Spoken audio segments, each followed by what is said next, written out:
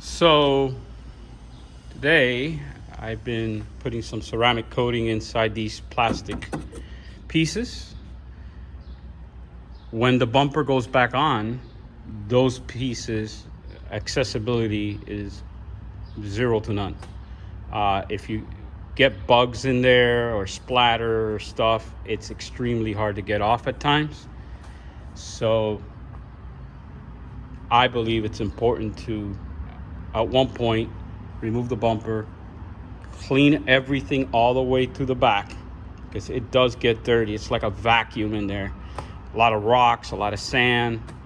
I recommend it to be cleaned up at least once every year or so, and but at least have ceramic on the plastic to prevent bugs from really sticking really hard into your plastic finish, and that way makes your washing experience a lot easier.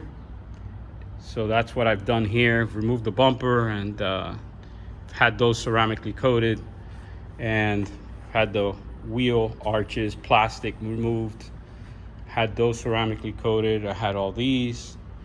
The rims now have been cleaned and they're getting prepped now for ceramic coating, and we have that front cover that goes underneath the car that has been cleaned on both sides, and that will get ceramically coated.